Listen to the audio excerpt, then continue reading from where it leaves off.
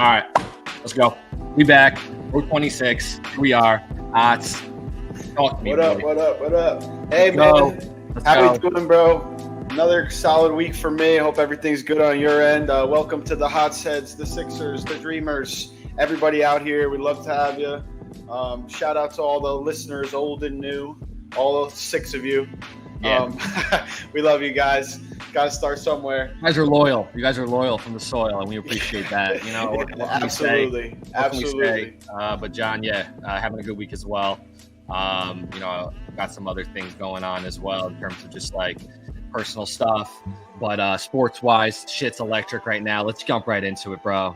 This has fucking been unbelievable this past weekend. A couple things. First things first, shout out Xander Schauffele, second major of the year.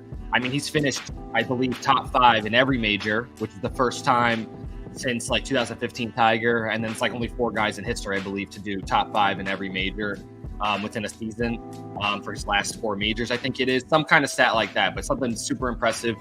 Now he's broke that, he's finally broken seal, got his first major at the PGA Championship, and then he closes out the year at the Open like a beast. And we got to talk about the Open for a second here, bro. 30-mile-an-hour winds, bro.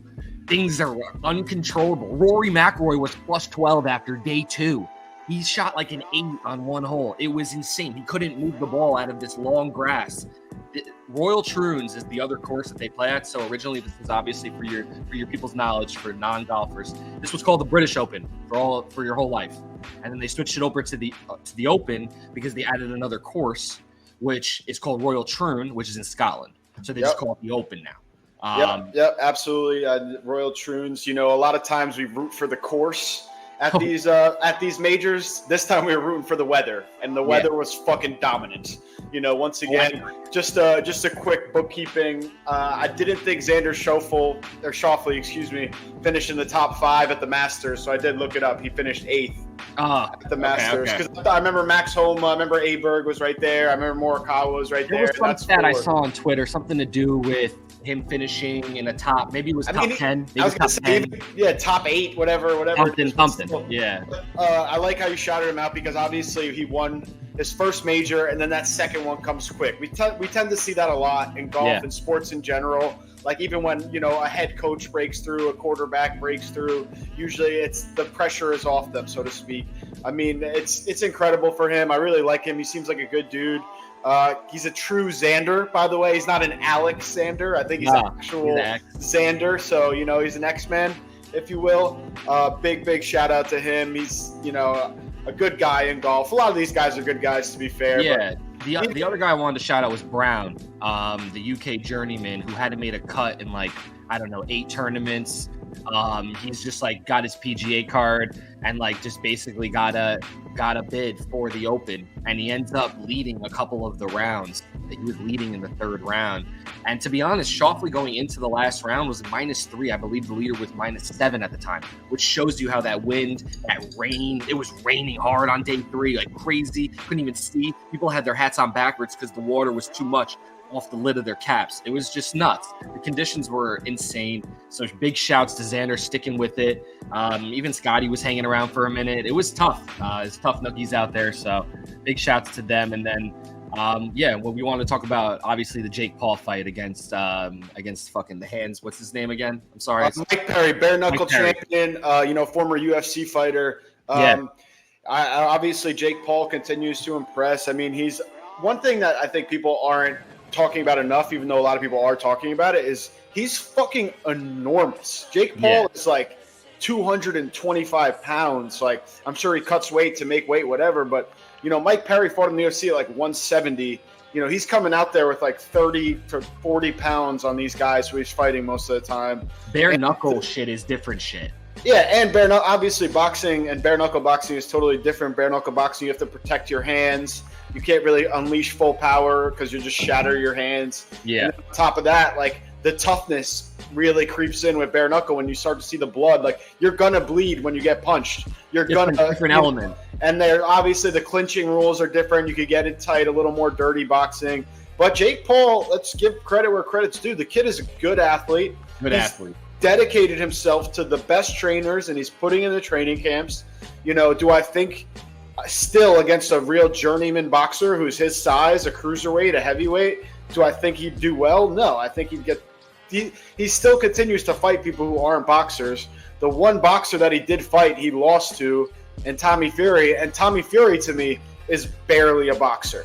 He's more a dad than a boxer at this point in his career. He's much over the hill. Yeah, he's a Love Island reality star whose brother is a boxer. You know what I mean? Like, he's fucking another. They both basically are YouTube, or reality stars to me. But Mike Perry's no joke, and the fact that he got him out of there too. It wasn't a decision; it was a TKO. Obviously, it was late too. Whenever these, fights happen, there's always potential in my mind for a little under the table, take a dive kind of thing. If it goes to round 6, we're both making money here. Yeah. I'm in this realm. You don't really care. Let's keep it moving. Mike Perry potentially could have made more from losing than winning. You know what I'm trying to say? Yeah. But again, this is not to say Jake Paul isn't a good athlete, doesn't train hard, doesn't work out hard, but he's enormous. He's juiced to the gills. He's fighting smaller guys who specialize in other sports. And as much as I do give him credit, I also want to be realistic with he's actually, you know what I want to give him credit for? He's brilliant.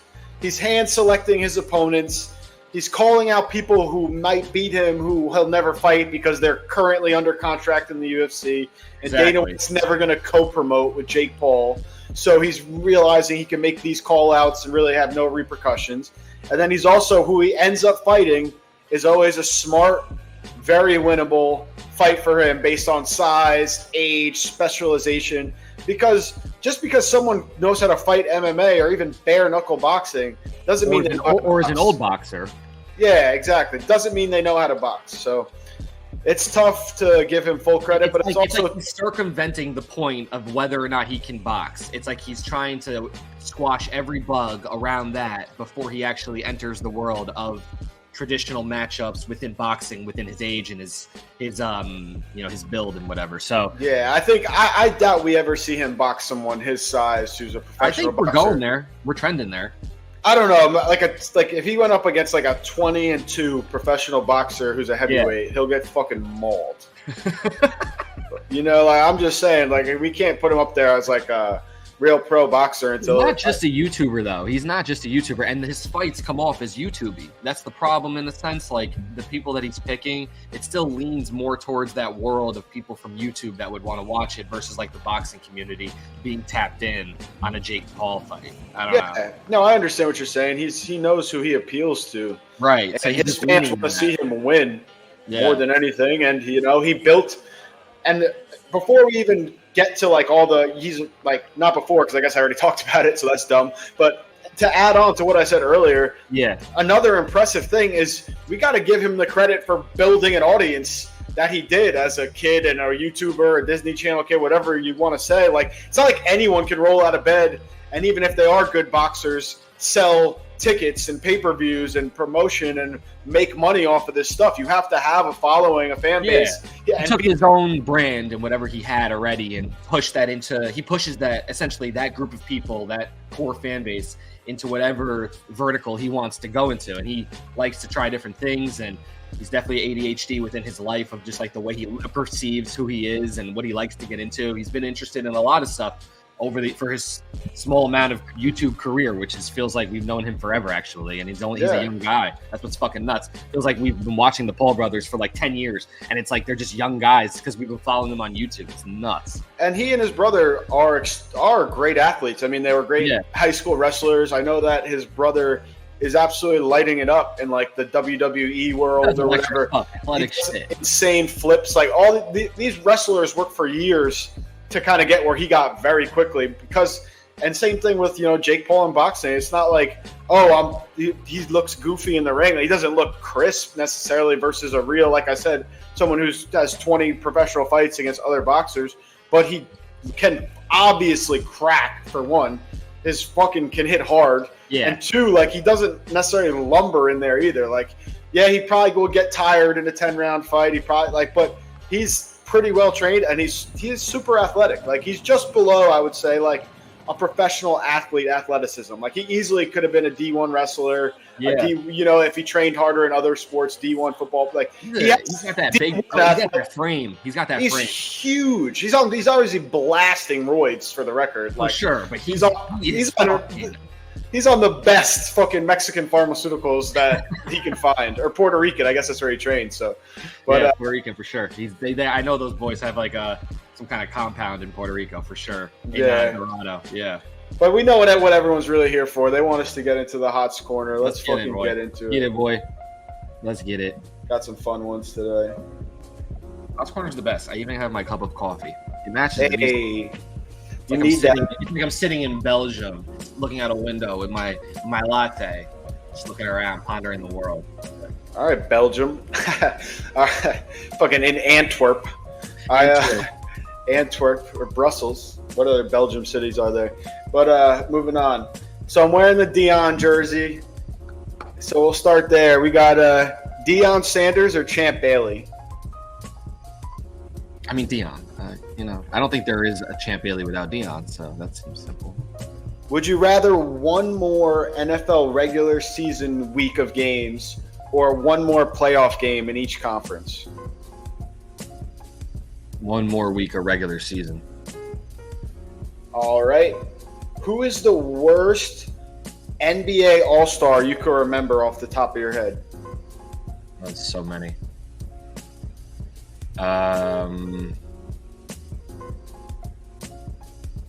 Tyrese Halliburton. No, I'm just kidding. I was thinking one name that popped into my head immediately was Roy Hibbert. That was one name that popped in my head, but I don't know if he's an all-star, but that was my first thought. You want to pass for now and come back to it? Sure. All right. Best comedy movie of all time. Wow. I mean, classic for me is Rush Hour. Rush Hour. That's a good one. Dogs or cats? Dogs all day. What? No chance. All you kitty loving weirdos, fuck out of here. I don't like the tenants in my house. Plus, I'd sneeze at that shit. No.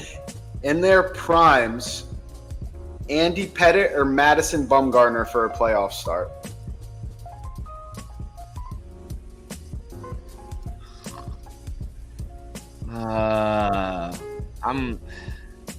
I'm going with Andy Pettit.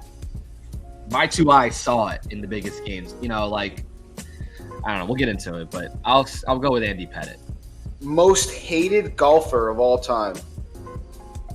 I mean, there's a couple guys Sergio is one. That first name that came to my head. Sergio, good one. South Park or Family Guy? Man, that's close. Both are an elite. My Mount Rushmores for me. I love both, but they're both not Mount Rushmores. Can't fucking talk. Jesus Christ. That's close. I think I'm gonna go with South Park. I already started writing it as your answer. Olympics or World Cup? More of a World Cup guy. And The Office or The League? That's a good one. Specifically for me. I think I would go with The League was so good. Excellent show. Ahead of its time. Just set the table for fantasy football. Man. I think I'll go with The Office just because of lore. It's too lore-y. Too high of a level. All right. Roy Hibbert was an all-star. Do you want to leave that as your answer? Yeah, let's go. Okay. Oh! Yeah, I looked it up. Loser. One-time all-star, right? Two-time. Damn it. Two-time all-star. I feel like the requirement for that question is a one-time all-star. Like saying he's a two-time all-star, that kind of ruins my argument. Yeah, I mean, I guess we'll just start there. We'll break down that answer first. We'll work around it. So I'm looking at the seasons right now that he made the all-star team, and he was like 11 points and 11 points and 6.6 rebounds one year. And the other year he was like 12.8 points and 8.8 rebounds. I'm sure there's some big block numbers there, but that's a pretty shitty all-star. What? The third best player on his team with David West and Paul George or Jeff Teague? What? How are you in that game? No centers in the East? Is that what that was? I don't know, but he was 10.8 and 6.6 is terrible. Like I had to double check that.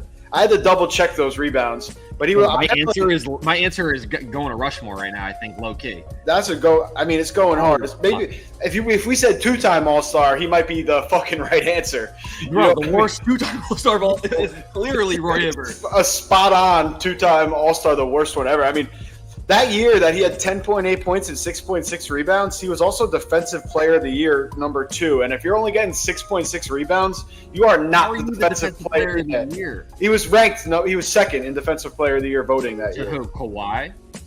Let me see. That year it was. You're on reference, so you can just click in. Yeah, I'm trying to figure it out right now. Hang on. That's fucking incredible. What, 2.8 blocks a game? Yeah, whatever. Yeah, it's hard to figure out. Sorry. I don't know. It's being annoying. What year was it? I got it. It was. Let me go back. It was 2013, 2014. Oh, here we go. I got it. Joakim Noah won it that year. What a weak year for Defensive Player of the Year. Wow. DeAndre Jordan, third. Yeah, this is when the league was broken and they only pick centers for Defensive Player of the Year. You remember this? This is insane. Yeah. This is what the NBA does, and when you look back, it shows how they've destroyed the league with some of these awards. This is one of them. Defensive Player of the Year for the longest time was never a perimeter defensive player award. You could never win it. That's why when I say it about Michael Jordan, people don't understand. And then you see Defensive Player of the Years like that, and it's fucking centers. It's always centers. It's looking like Serge Ibaka got robbed that year. He had 2.7 blocks per game. Joakim Noah had 1.5.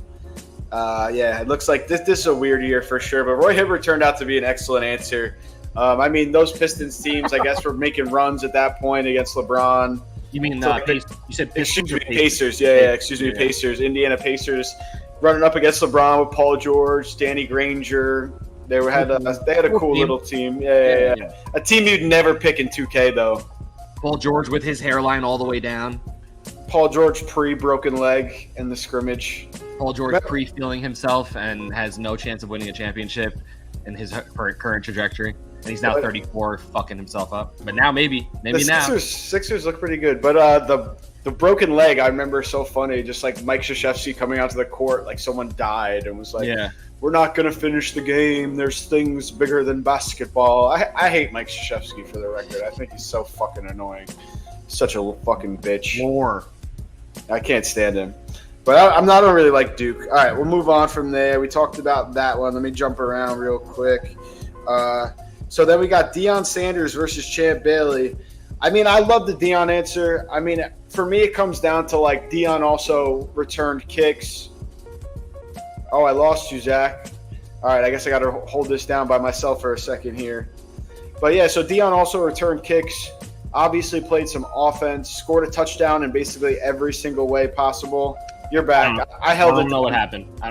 It just left and then kicked me back in. So all right, well, you're back. So I was just saying how Deion, like overall football player, because of the returning and being able to go on offense, you know, I get where like that edge lies. But if you're asking me who would I rather just lock somebody up or just play corner in general, it probably is Champ Bailey. I think I've seen Champ Bailey make more interceptions while covering one receiver and taking him out of the play and then leaving that receiver because he keeps his eyes on the quarterback and then makes an interception on a route that he wasn't even guarding to begin with. Like that, he's like the guy I've seen that do that maybe 2 or 3 times as much as any other player I've ever seen do that. He was a master. And obviously after he picked the ball off with the ball in his hands, was a dog going for the end zone. I think he's one of the most underrated players ever, honestly. Special player, man. I mean, we're talking a guy that played for Skins and Broncos, you know, just electric, 12-time Pro Bowler. I mean, all-decade team, I believe, like first ballot. We're talking Revis before Revis, like would just take your best player out of the game. Electric factory. Yeah, Champ Bailey was one of them guys. Is that, as they say, he's one of them guys. He's one of them. Yeah, he's on the Hall of Fame all 2000s team. That's what it was. Yeah. So, I mean, that being said, Deion is fucking prime time for a reason. If you're picking between those two, just like competition maybe, and like if we're trying to win one game, like I feel like Deion is the kind of guy you want in your locker room for one game. Like if you're trying to just get one win, like Super Bowl or whatever it might be, like Dion has rings. Dion's played multiple sports, which is impossible, like actually impossible, beyond impossible.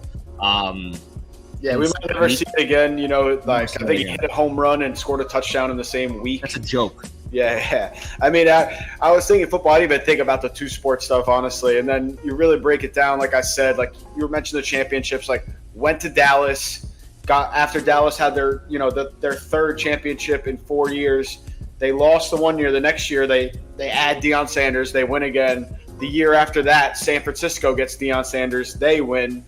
Even like I like this jersey because Deion Sanders on the Falcons was a fucking problem. Yeah, obviously, he took that franchise and kind of got them going and put them in the right trajectory towards the Chris Chandler, Algie Crumpler, Roddy White days and all that stuff. I mean, like fist fighting wide receivers in the next play, getting like 95-yard pick sixes. Just like Andre Rison. Dominant, Irving Fryer dominating, just bullying dudes who are great wide receivers. Bandana, dude, too much swag, fucking high-stepping your sideline on a 4-4, can't stop him. Yeah, no, I mean, the best thing about Deion, too, is, like you said, just like the swagger, look good, feel good, play good, they pay good. You know what I mean? Just like feel good, pay good, they play good, they pay good, whatever it is. It's the best. And I was thinking about it. I don't think Champ Bailey ever did win a Super Bowl. I mean, it is hard as a cornerback to be like, oh, he never won a Super Bowl. It's obviously it's a tough place to put your team over the top from. But let's see if he has playoff stats. I'm just going to quickly check. Let's see here. He has a pick in 2 out of the 5 games he played in as a professional. What are you going to do? That seems pretty productive. Yeah. So one of them was a pick six, 100 yards, by the way. Okay. Crazy. All right. So would you rather have one more NFL regular season week or one more playoff game in each conference? Obviously, currently now with the new format, there's one team that has a bye in each conference. So we could say add one more team. Nobody gets a bye. So we get 2 more playoff games on Super Wild Card weekend, if you will. And then the other option is just one more regular season week. I think I might have to disagree with you just because the playoffs are the playoffs. And that last week of the regular season, there's a lot of sitting out. There's a lot of teams already have their position made. So it would add an extra week to fantasy football, which is fun, obviously. I think that so I just heard a really brilliant idea of how to do it. And I thought this is a great idea. And I completely agree with this sentiment, which is to do 19 weeks. You have the Pro Bowl week 13, which is a bye. The second bye, is as you would call it, for all players. Yeah. Everyone has their other bye, so everyone has 2 byes now. And then that Pro Bowl is just skills. They don't actually play a game. Maybe the quarterbacks throw, whatever, darts. Yeah, they have the dodgeball now, the flag football. Maybe not even the dodgeball. Maybe it would just be more skills, like stuff that wouldn't get people injured, like maybe stuff for the wide receiver 3s on teams to do. A week to get better, essentially, the whole league. Just cut the league in half. And then I believe Rich Eisen was talking about it with George Kittle. I think that's where I remember it from. So I think that's an interesting thought. I like that. And the reason I really like that is because it keeps the players refreshed. We want to see the stars in the game. Watching every fucking receiver on the show was hurt.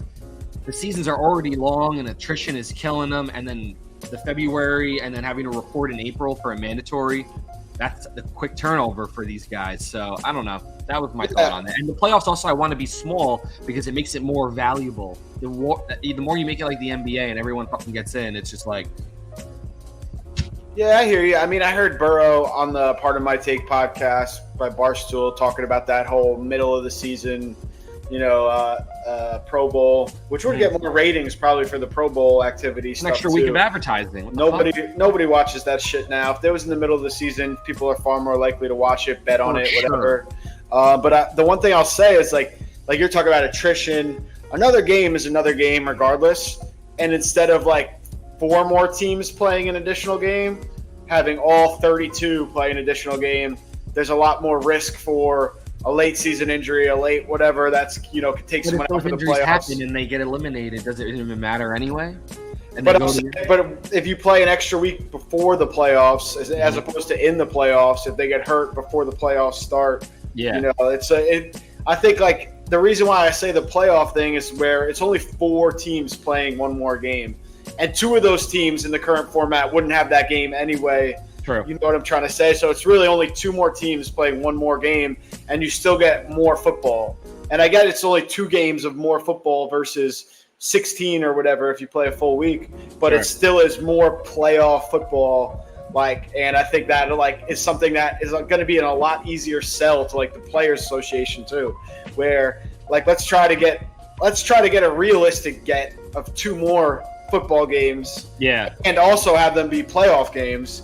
And I get what you're saying. Where right now, what are we at? 7 teams in each conference, so we are getting to that close to where half the teams make it, and it would be half the teams make it, where it gets maybe watered down a little bit, but it's football.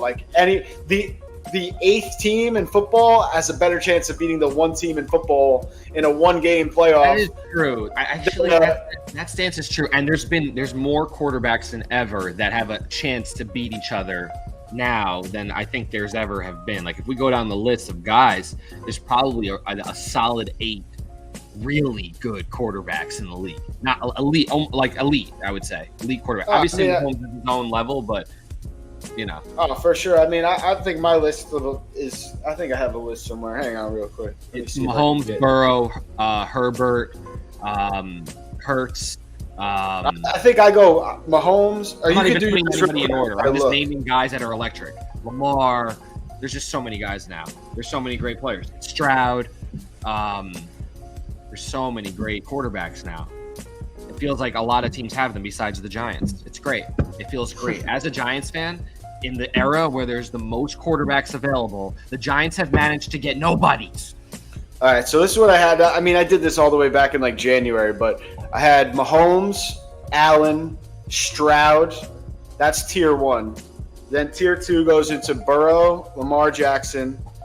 Then tier 3 is Dak, Herbert, Jordan Love, Brock Purdy. Tier 4 is whoa, Stafford. Whoa. Stafford is 100 years old. Come on. He was slinging that pill last year. Nobody because of Stafford. Who did I name that Stafford had a better season than last year? Dak? He didn't have a better season than Dak last year. Are you crazy? Statistically, or just emotionally? Statistically. All right, we'd have to people. I don't. I'm pretty confident about that. I think Stafford probably has any touchdown passes. Dak had 4,500 yards, 36 TDs. Passing, really? Wow. Yeah, and 9 interceptions. He led the NFL in touchdown passes last year. So Matt Stafford categorically didn't have more touchdowns than Dak Prescott. I stand corrected. And then Matt Stafford last year had. The only thing I got, John. I'm a fucking Giants fan. You have nothing. All I can do is shit talk. Matt Stafford had 3,900 yards and 24 touchdown passes, and he had 11 interceptions. So it's really not even close.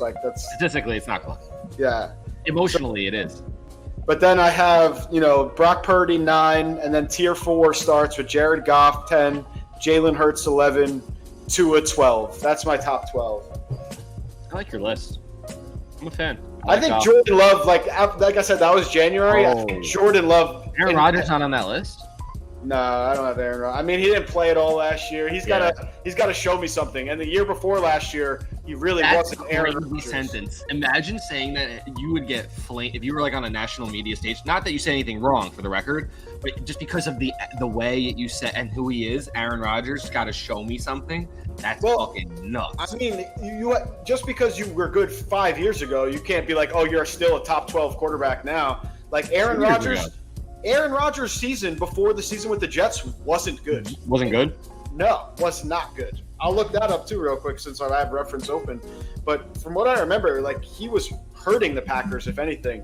The Packers missed the playoffs because they lost. They were decimated, if I remember right. They missed the playoffs because they lost to the Lions in the last week of the season when the Lions had nothing to play for. So how are you going to tell me Aaron Rodgers?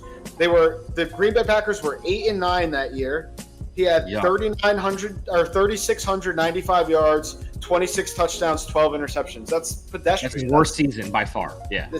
So the year before, for example, he had 37 touchdowns and 4 interceptions with 4,100 yards. The year before that, 4,300 yards, with 48 touchdowns and 5 interceptions. That's his that was an MVP year. MVP. But then it is a staunch drop-off, and not just in those total numbers, but also he only completed 64.6% of his passes, down from 6.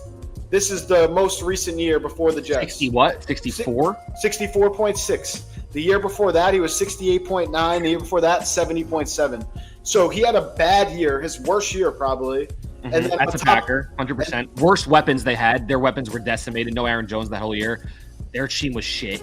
They don't draft nobody in their team, as we know. I mean, we've seen Jordan Love step in with the same weapons the next year and have a tremendous. Jordan Reed and Watson and Watson was hurt for fucking Jordan Love, and he was healthy for Aaron Rodgers. I know his rookie year, yeah. But Watson, you can't be like Watson. But Jaden Reed and who's the other guy? Who's the other receiver they have? Who's good?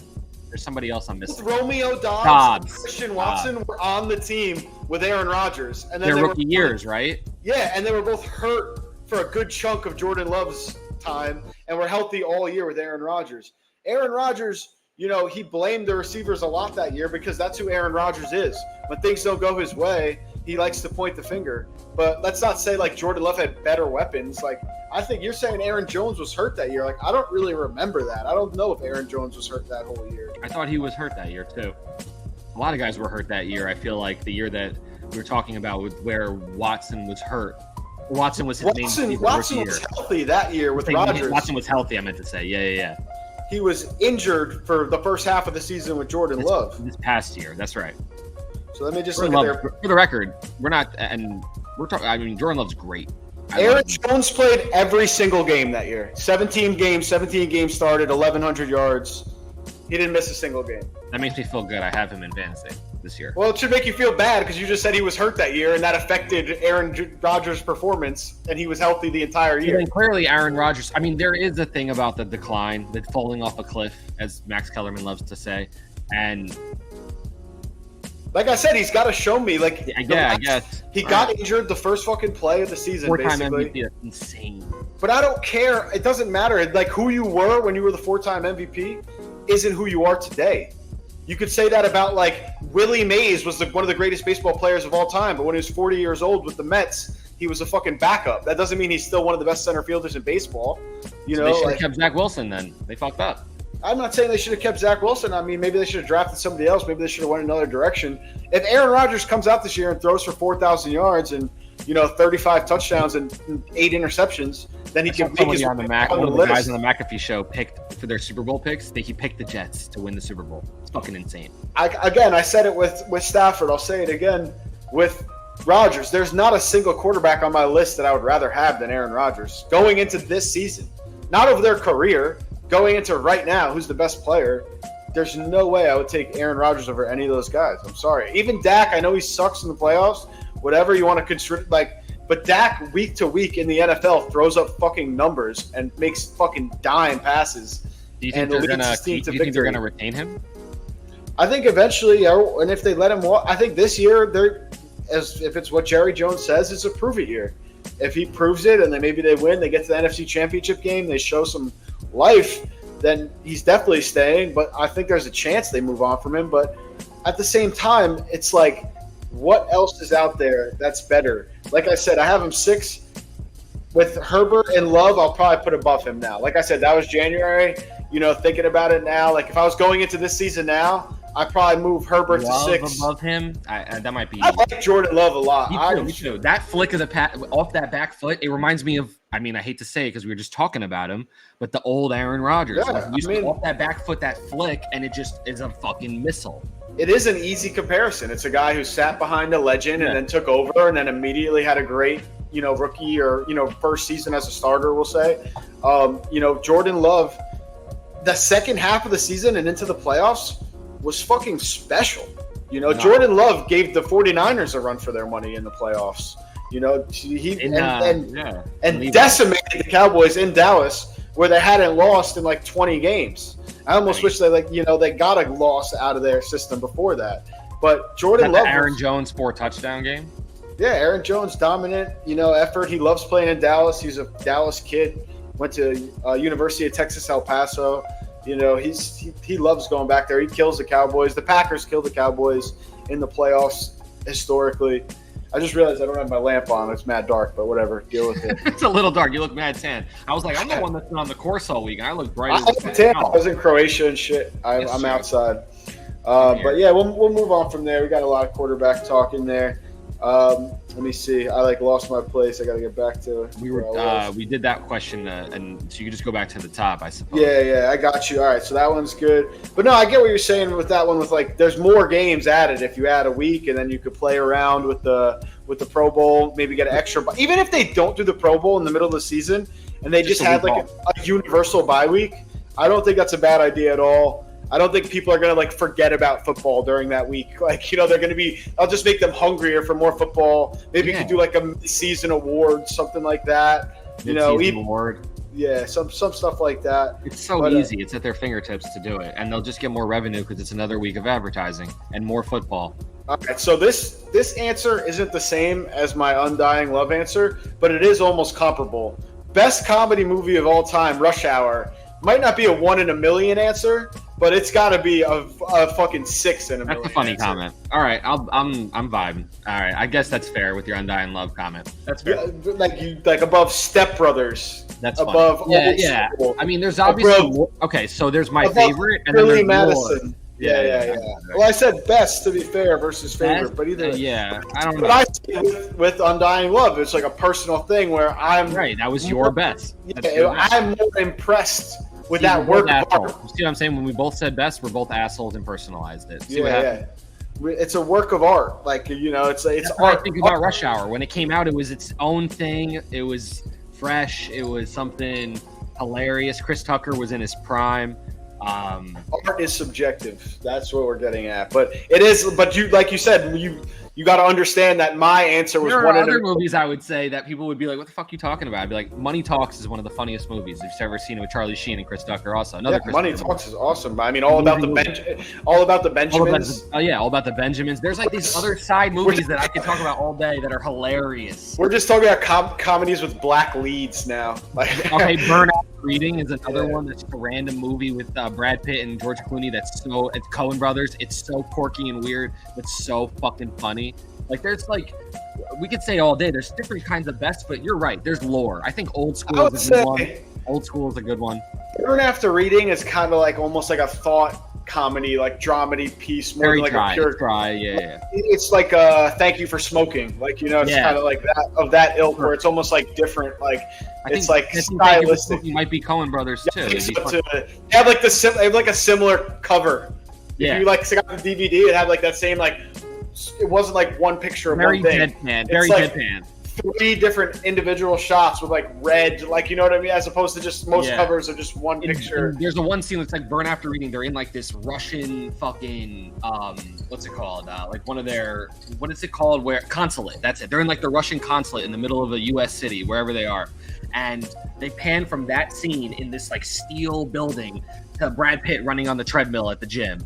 And it's just with his headphones on in all red. It's just a ridiculous scene. The way they clip everything, it's just the movie is. And then John Malkovich, the movie is out of control. It really is. It's hilarious. No, Rush Hour is very funny, but I mean, I don't know if it makes my top 10 comedy movies all time. Even we get to old school ones like Revenge of the Nerds, History of the World, Mel Brooks, Caddyshack. Animal House is unbelievable. Animal House, yeah, exactly. Those old ones were good. Animal House is ridiculous.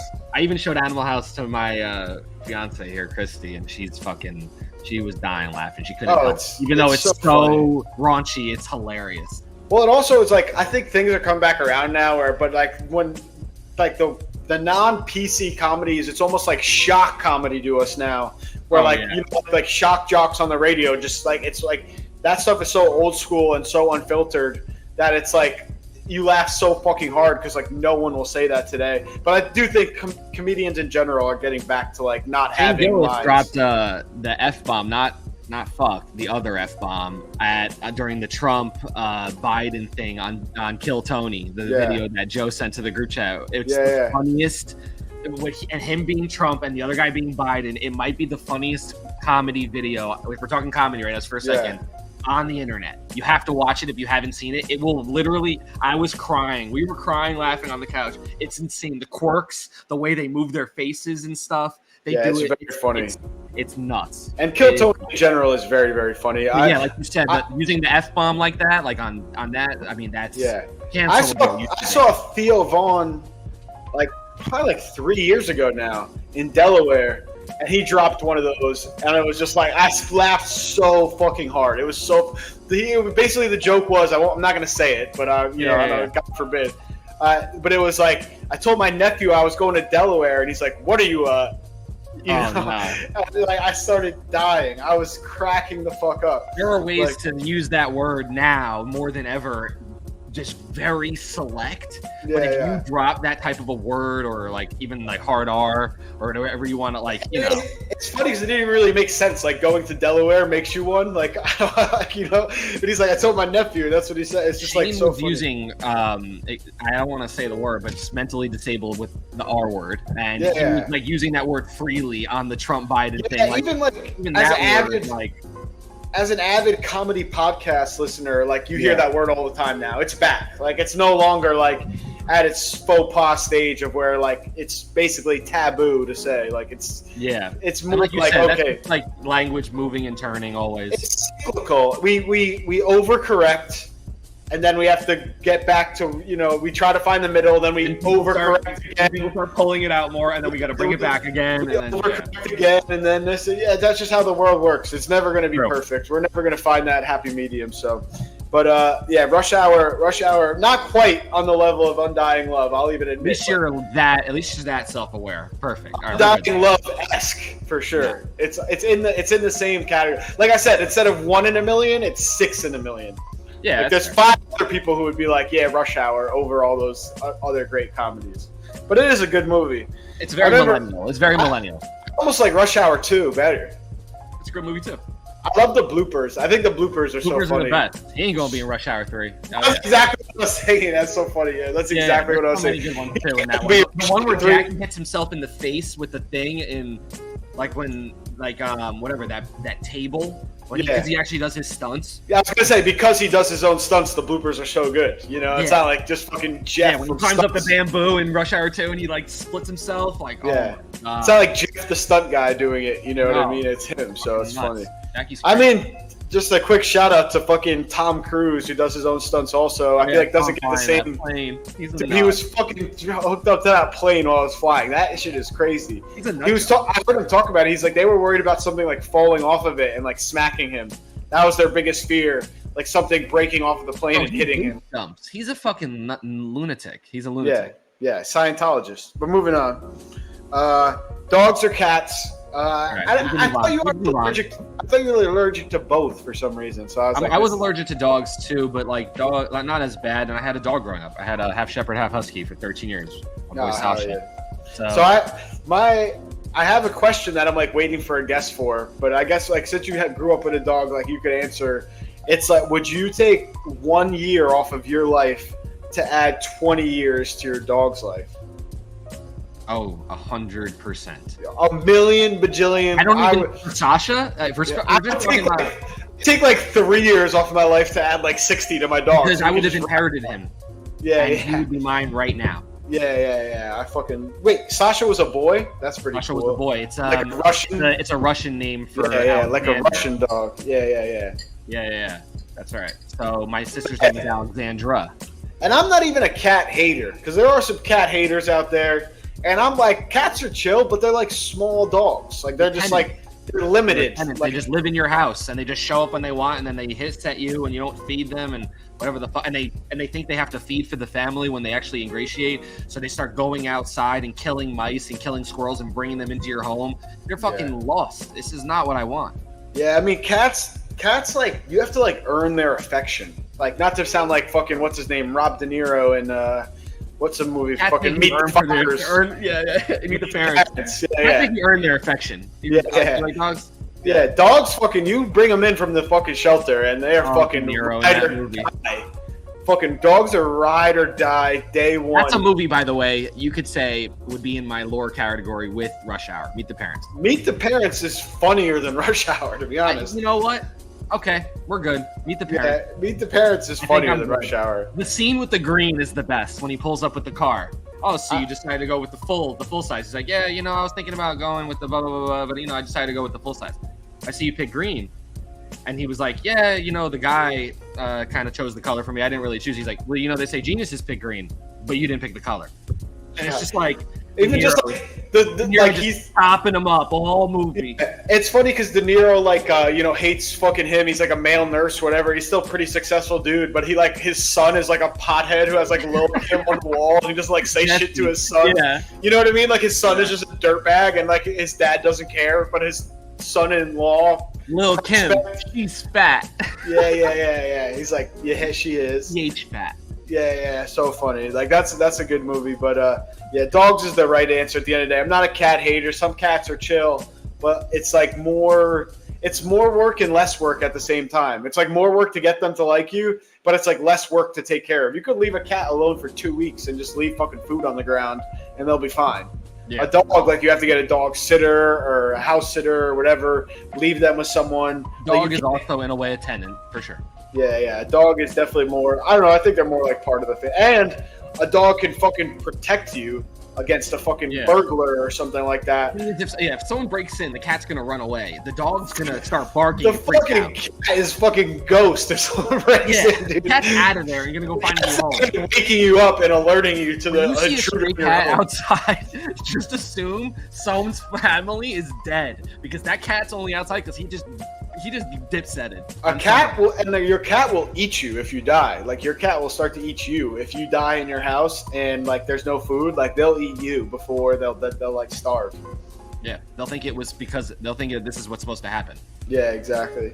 All right, most hated golfer of all time. You said Sergio. I'm trying to think. For a while there it was Bryson, but he's like made his little comeback. He's I kind of like Bryson now. We're done now.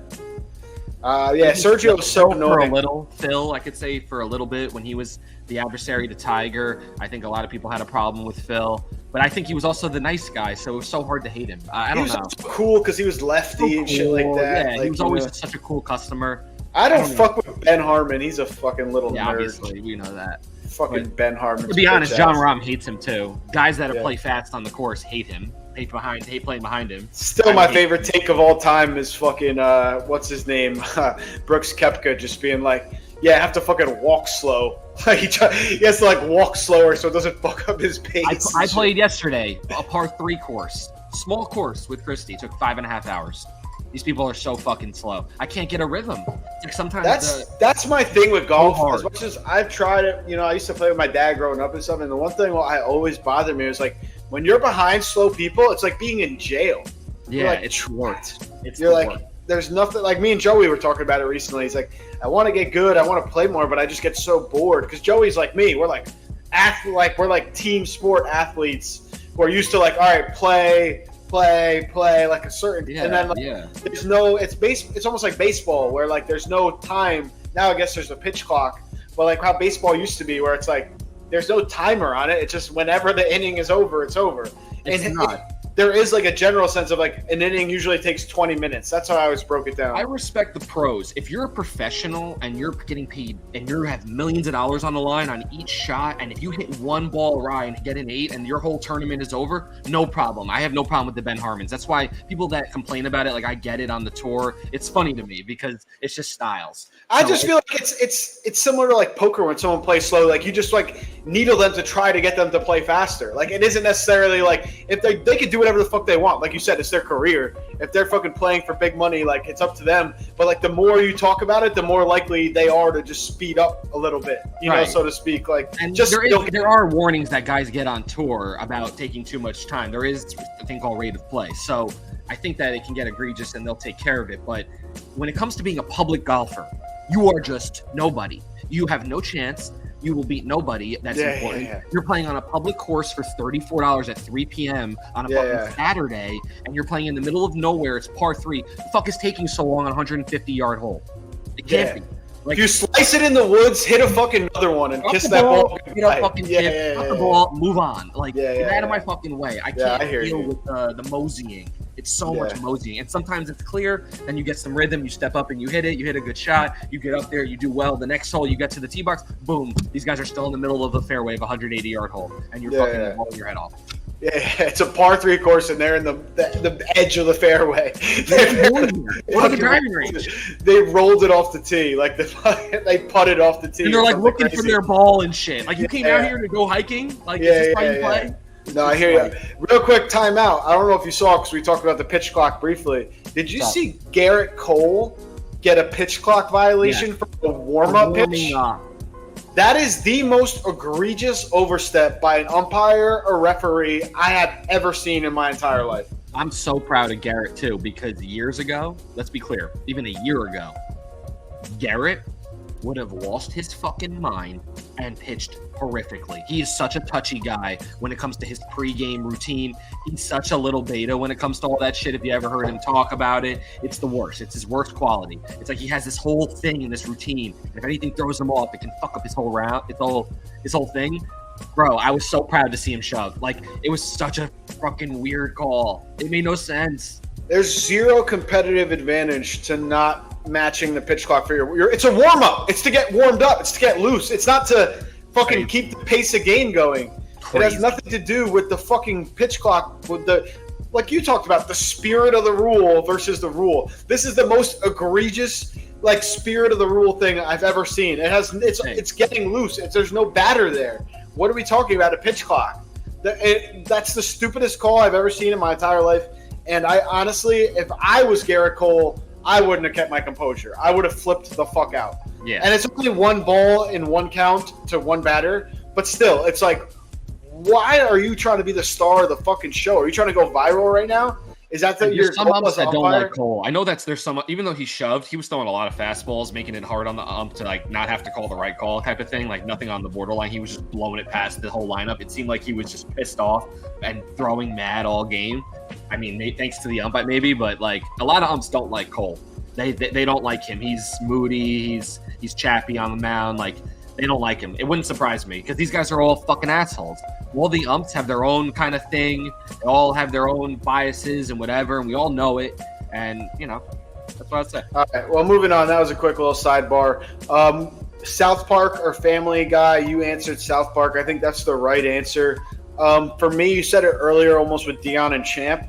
Like, there's no Champ without Dion. There's no Family Guy without South Park. Yeah. It's a different type of animation, obviously, but that whole animated, I mean, we could even give shouts to The Simpsons, whatever, but South Park, I really think, was the first true genius breakthrough of taking, like, what's going on in the world and bringing it to the cartoon stage and making it comical satire. And also one or two guys being the voice of many characters on a show, and then Seth MacFarlane taking that same kind of thought and attributing that to being many characters, Stewie, Brian, all those guys on Family Guy. So I think you're exactly right. That's a great way to put it. It's just like the styles, even the way they did it, it was just very similar. Yeah, and that's why, like I pointed out, like the animation style is different, but virtually everything else is similar. And like raunchy and funny and so good. Everyone stays the same age the entire time. You know what I mean? Like, current, they both do it on current modern politics and news. Yeah. Like with Kanye West shit, like the fish sticks or whatever.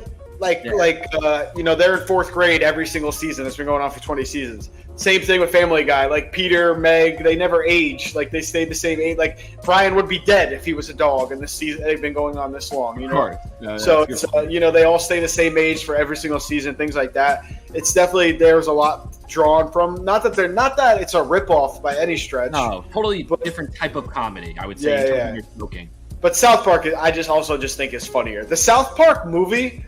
That might be the comedy of all time.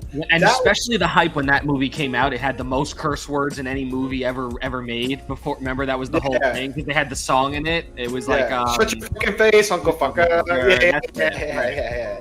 Fantastic. Yeah, just the concept of like Satan and then fucking Saddam Hussein is just like Satan's right-hand man, like gay lover in hell is just hilarious. Just like the concept of that, and like the way they made the Canadians talking. Yeah.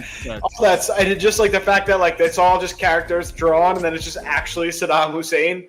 Like, yeah, was so his fucking actual funny. plastered face on the fucking show. Yeah. It's foul behavior. It's so fucking funny, and like they just push the like even they turned like Barbara Streisand into like I remember the Barbara Streisand episode. I was young when that came out. I had to be like maybe 4th grade, 5th grade.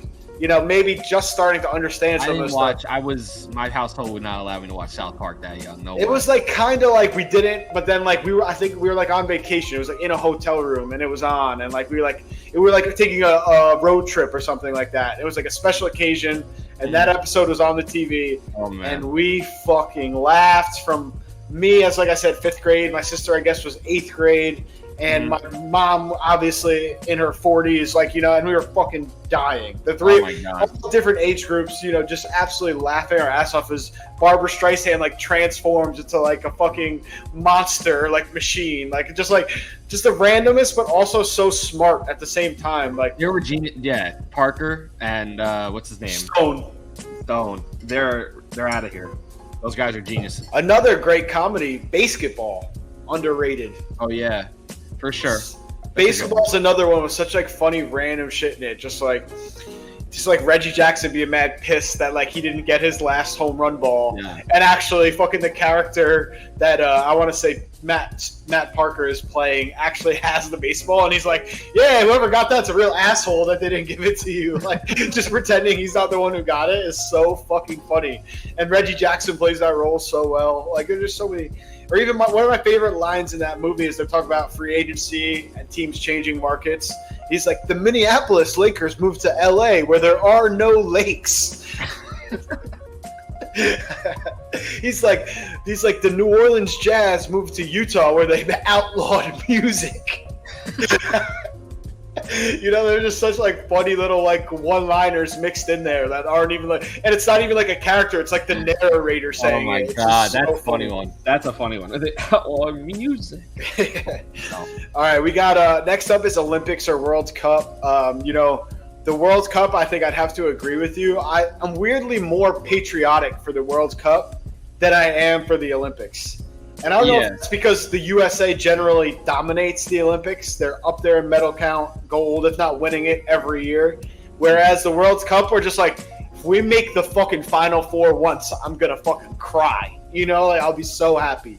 Yeah, I think that, that's the perfect way to put it. I think that if the U.S. ever made the Final Four in the World Cup, it would be insane. I don't even know what to say about that. I don't know if you remember 2002 where they lost to Germany on the Michael Ballack handball that wasn't called when they were in the final 8 that year. Like we got out of the group, and that was good. That was a good team. Tim Howard, Landon Donovan, Brian McBride. Yeah. You know, that was like the year. That was like the real chance. Landon was on one that year. Yeah. Tim Howard was making saves that we couldn't believe. Yeah, I remember that. McBride was a fucking stud too. Yeah. And that was like, and now we have more Americans who play in like the big time European leagues than ever, and they seem to be fucking shitty as ever. I'm glad they fired fucking Berhalter. He sucks. They fired him before and then just hired him again.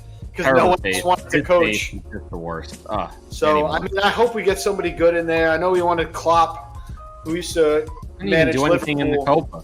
It's ridiculous. Yeah. No, they suck. They got fucking smoked. I mean, luckily we're in the World Cup no matter what because it's in USA, Canada, Mexico next run. So we're in the World Cup, luckily.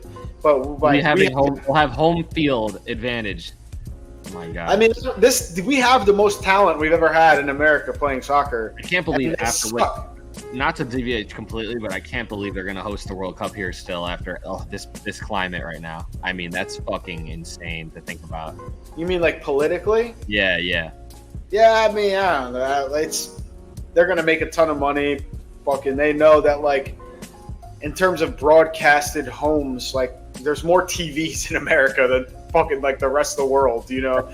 You know, like there's invested through. Yeah, I see what you're saying. The throughput is just too much. Yeah, I mean the last time I think was '94, if I'm not mistaken. It's gonna be every 20 years or so. They're gonna put 20, 30 years. They're gonna put it here, you know, like and then too big of a market, like you said. Yeah, it's too good, and like you said, they're gonna get Canada involved, Mexico. So, but yeah, I mean, and then in terms of the Olympics, you know, there's I feel like there's moments in the Olympics, like when Phelps was doing his thing.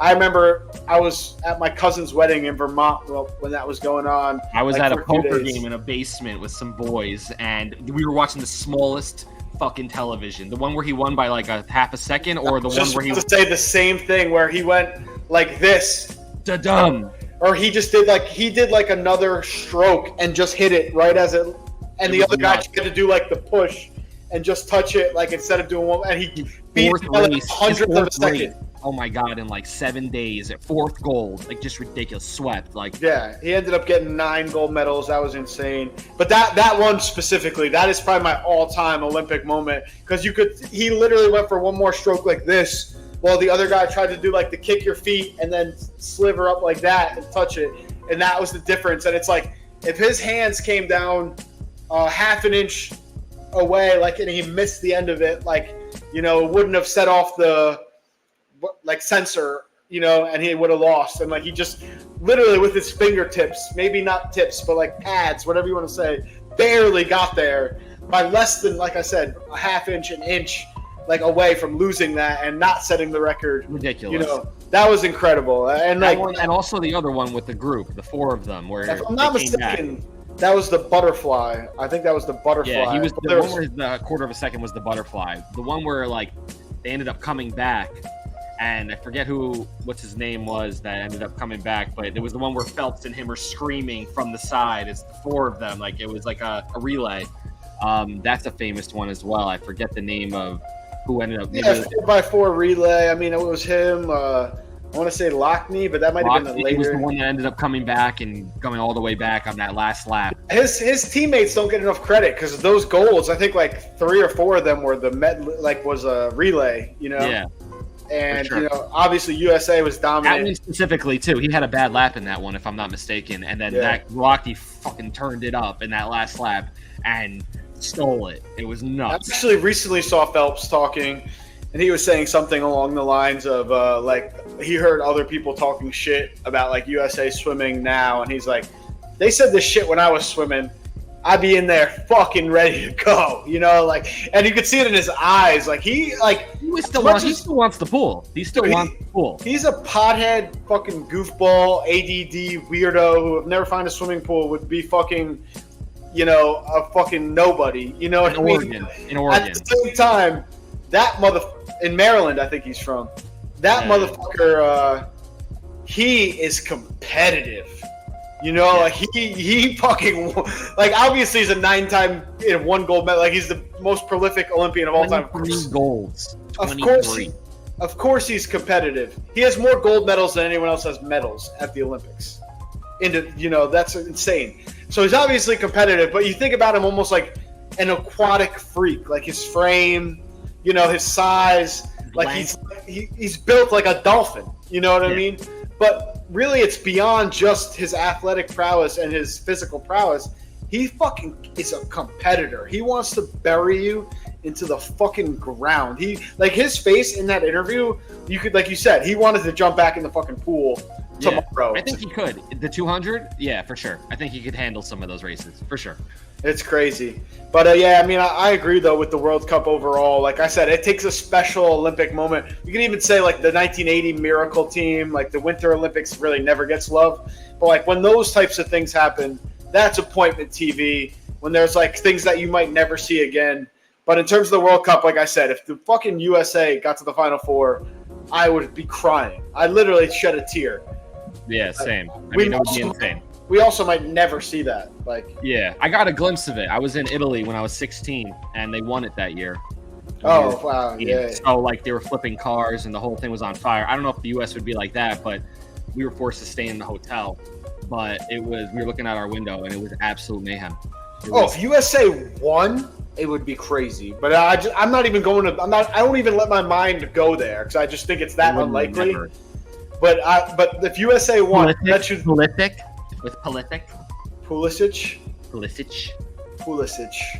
Yeah, no, I mean, it would be unreal. But the last one we got here to wrap us up for the day is The Office or The League. So I think The Office, like, again, when we talk about the general nature of it, would win out. But I just love The League. I think it's very funny. I love how Andre is one of the best characters to ever grace television.